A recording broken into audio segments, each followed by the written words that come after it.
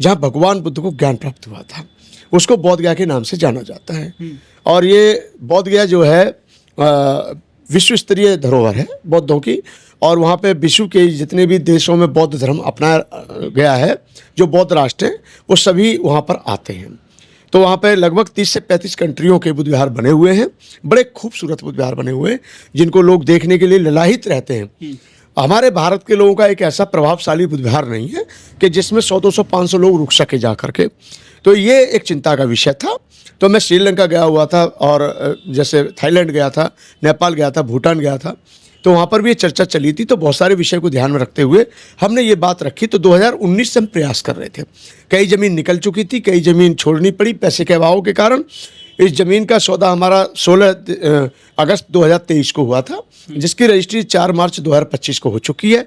उसका भूमि पूजन 30 मार्च 2025 को हो चुका है, और दानदाताओं का सम्मान समारोह हमारा जो है 25 मई 2025 को हो चुका है।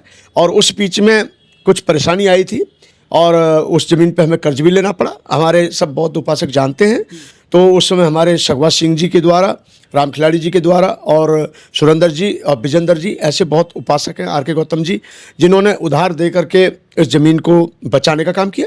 और फिर हमारे उपासक गणों ने सहयोग करके अब आप वहाँ पे 1.25 एकड़ ज़मीन के मालिक हैं। और 1.25 एकड़ ज़मीन आपकी जो है, ये डूंगरसुरी पर्वत के पास है, जिसको प्राग पर्वत के नाम से, प्राग बोधि पर्वत के नाम से जाना जाता था, जहाँ बुद्ध ने बुद्ध बनने से पहले 6 साल तपस्या की थी। और इसी ज़मीन के पास से बुद्ध गुजरे थे, और इसको बुद्ध पथ के नाम से कहा जाता है। ये मात्र बोध गया से 7-8 किलोमीटर की दूरी पर है, बहुत रमणीक एरिया है और पहाड़ी के सामने है। तो मेरे प्रिय धम्म बंधुओं, मैं भारत के बौद्धों से अपील करूंगा कि अब आपने इतना बड़ा काम को अंजाम दिया है। हमारे सभी दानदाताओं को आप धन्यवाद भी देंगे तो अच्छा लगेगा कि हमने 1.25 एकड़ ज़मीन खरीद ली है, और उसका अभी तार कशी करके कर दिया है, लेकिन अभी बाउंड्री कर दिया है। और उस पर 84 फीट ऊंची प्रतिमा का, बुद्ध बनने से पहले की जो प्रतिमा लगेगी वो 84 फीट ऊंची होगी, जिसका हमने 4-5 साल तो टाइम लगेगा ही। तो उसका भूमि पूजन हो गया है पूज्य भदंतानंद महाथेरो जी के हाथ से, और भिक्षु संघ था वहाँ पर, और हमारे सहयोगीगण। तो अभी क्या है कि वहाँ पर 2 कमरों का निर्माण, एक समरसीवर, और वहाँ पे जो है एक सांची का गेट, और उसका जो है आपका ये भगवान बुद्ध की प्रतिमा, अभी छोटे पैमाने में 5-6 फीट ऊंची प्रतिमा, भगवान बुद्ध की स्थापना, प्रतिमा की स्थापना दिनांक 14 दिसंबर 2025 को होने जा रहा है, जिसमें हम अपील कर रहे हैं सभी उपासक गणों से कि ज़्यादा से ज़्यादा संख्या में आए। अब तक अनुमानित मुझे ऐसा लग रहा है कि उसमें मैं समझता हूँ कि हज़ारों की संख्या में लोग पधारेंगे। बौद्ध भिक्षुओं को हम इनवाइट करेंगे, और जैसे ताइवान है, कोरिया है, मंगोलिया है, जापान है, और मलेशिया है, और सिंगापुर है, थाईलैंड है, श्रीलंका है, भूटान है, नेपाल है, बांग्लादेश है, काफ़ी जगह के बौद्ध भिक्षुओं की वहाँ मोनिस्ट्रियाँ हैं, और कुछ हमारे संपर्क विदेशों में भी है। हम सबको इनवाइट करेंगे, और वो आएंगे भी। साथ ही मैं ये भी अवगत कराना चाहता हूँ कि अभी फ़िलहाल हम ज़मीन लेकर हटे हैं, कर्ज से मुक्त होकर हटे हैं। 21 सितंबर को मेरा बौद्ध भिक्षु बने पूरे 23 साल हो गए, जिसके लिए मैंने एक कर्ज मुक्त अभियान नाम का एक वो बनाया था हमने संदेश, जिसको सभी ने सम्मान देते हुए अपना इतना अच्छा सहयोग किया कि वो कर्ज मुक्त हो गया था। अब कोई दिक्कत नहीं है, अब परेशानी नहीं है। अब हम जो निर्माण कर रहे हैं, निर्माण की ओर हम अग्रसर हैं। देखिए, अभी तो नाम हमने कोई सुझाया नहीं है। हमने अपने कमेटी में नाम रखा था, और 5-6 नाम हमने दिए हैं अभी। लेकिन ये भारत का प्रथम बौद्ध भिक्षु प्रशिक्षण केंद्र होगा, जिसका नाम प्रज्ञा इंटरनेशनल भी हो सकता है। देखेंगे, अभी पूरी तरह से क्लियर नहीं कर रहे हैं। तो इसमें ऐसा ही नहीं है कि बौद्ध विहार ही बनेगा। इसमें डॉक्टर अंबेडकर अतिथि गृह तैयार किया जाएगा, और डॉक्टर अंबेडकर अतिथि गृह होगा, और साथ ही स्वास्थ्य से संबंधित, हम शिक्षा से संबंधित, स्वास्थ्य से संबंधित, शिक्षा से संबंधित लाइब्रेरी होगी, डिजिटल लाइब्रेरी मतलब होगी। और बाबा साहब डॉक्टर अंबेडकर के नाम से भव्य अतिथि गृह, जिसके लगभग 100 कमरे हम उसमें तैयार करेंगे, जिसके लिए बहुत सारे दानदाताओं ने पहले से भी बोले हुए हैं, और हम अपना प्रयास कर रहे हैं। और हमें आशा ही नहीं बल्कि पूर्ण विश्वास है कि भारत के बौद्ध इतने कमज़ोर नहीं हैं कि वो इतने बड़े काम को ना कर सकें, और भारत के बौद्ध जो ठानते हैं वो करते हैं। और मुझे पुनः मैं उम्मीद करता हूँ उन सबसे कि जिस प्रकार से उन्होंने मेरे ऊपर विश्वास करते हुए अपना अनुदान किया है, ठीक आगामी भविष्य में वो सहयोग करते रहेंगे। 14 तारीख को जो बौद्ध भिक्षु सम्मिलित होंगे, उनको उनके द्वारा वहाँ प्रतरण पाठ किया जाएगा। चीफ गेस्ट कौन रहेगा? चीफ गेस्ट अभी क्लियर नहीं हो पा रहा है, बिना बिहार के चुनाव हो रहे हैं और चुनाव अभी क्लियर नहीं हो पाए हैं, तो अभी हमारी मंत्रणा चल रही है आपस में। हम लोग सोच रहे हैं कि कौन बनाए जाएं।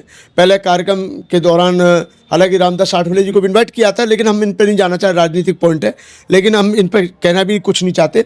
अभी चीफ गेस्ट कौन होगा ये हमारी तस्वीर लगभग 15 नवंबर के लगभग क्लियर होगी और उसमें भिक्षु आएंगे, 1 घंटे का सूत्र पाठ होगा, महाप्रतरण पाठ जिसको कहते हैं, उनको चीवरदान दिया जाएगा, आगुंतकों के लिए पूरी भोजन की व्यवस्था की जाएगी और वहाँ पे जिन दानदाताओं ने सहयोग किया है या जिन्होंने नहीं किया, हम सबको आमंत्रित कर रहे हैं। जिनका जिस क्षेत्र में भी योगदान है उस हिसाब से उनको वहाँ पर सम्मान समारोह भी रखा जाएगा।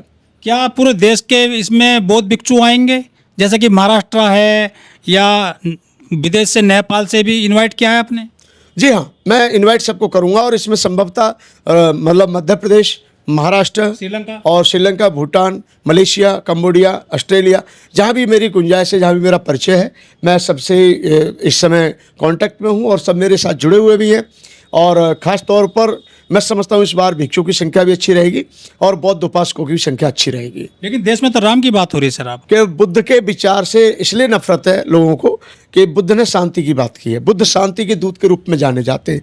और वहीं पे मैं एक बात और भी कहना चाहूँगा यहाँ पे ओम जी, ये सच्चाई है कि हमारे देश में कुछ समय पहले बौद्ध भिक्षुओं को शांति का प्रतीक कहा जाता था, बुद्ध को शांति का प्रतीक कहा जाता था और बौद्ध भिक्षुओं को इस रूप में जाना जाता था, ये बड़े शांत होते हैं, बड़े अच्छे होते हैं, बड़े शीलवान होते हैं। हमारे भिक्षु शीलवान भी हैं, गुणवान भी हैं, प्रज्ञावान भी हैं, लेकिन यहीं पर कुछ लोग जो हैं दूसरे धर्मों की आलोचना कर करके वो थोड़ा दूषित वातावरण बना रहे हैं।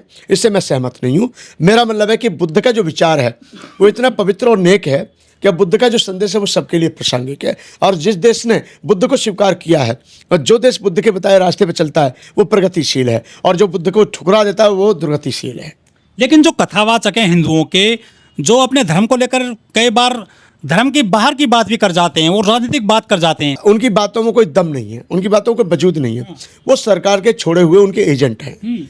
हम लोग अपने उपासकों पे जाते हैं, जो हमारे उपासक 2 वक्त की रोटी कमाते हैं, मजदूर से लेकर के मजबूर भी हैं, और हम उन लोगों के बीच में धर्म प्रचार करने जाते हैं कि जिस घर में आज भी 2 वक्त की रोटी बहुत मुश्किल से बनती है, उनके फीसें होती हैं, उनको सारी सुविधाएं प्रोवाइड सरकार द्वारा की जाती है। हम एक कार्यक्रम करने में हमारे पसीने छूट जाते हैं, उनको सरकार की संरक्षण प्राप्त है। लेकिन फिर भी ये भी सच्चाई है कि आज इस धरती पर सब मिट गए लेकिन बुद्ध आज भी जीवित हैं। यानी जहाँ भी धरती चीरी जाती है वहाँ बुद्ध मिलते हैं। और हमारे देश की जब अनीता अंबानी विदेश में जाती है, जब हमारे देश के प्रधानमंत्री विदेश में जाते हैं, तो उनको भी बुद्ध का सहारा लेना पड़ता है। और वो कहते हैं मैं ऐसे देश से आया हूँ जहाँ बुद्ध पैदा हुए और हमने युद्ध नहीं दिया, हमने बुद्ध दिया है। तो यहाँ पे मुझे एक बात का बड़ा अफसोस है कि जहाँ प्रधानमंत्री ये कहते हैं कि हमने युद्ध नहीं दिया, हमने बुद्ध दिया है, और उसी देश में बुद्ध की अनदेखी होती हो, उसी देश में बौद्ध भिक्षु पिटते हों, उसी देश में बौद्ध गया बौद्धों के पास ना हो, उसी देश में बौद्ध तीर्थ स्थलों की अनदेखी हो रही है, उसी देश में बौद्ध समुदाय के साथ में अत्याचार हो रहा है, उसी देश में बौद्ध भिक्षुओं को जलाया जाता है, उसी देश में बौद्ध कथावाचकों को जलाया जाता है। ये कहीं ना कहीं एक राजनीतिक तौर पर बुद्ध को इस्तेमाल करते हैं। इनका बुद्ध से कोई लेना देना नहीं है। ये बुद्ध का नाम इसलिए लेते हैं क्योंकि बुद्ध की जो छवि है वो अंतर्राष्ट्रीय स्तर पर अच्छी है।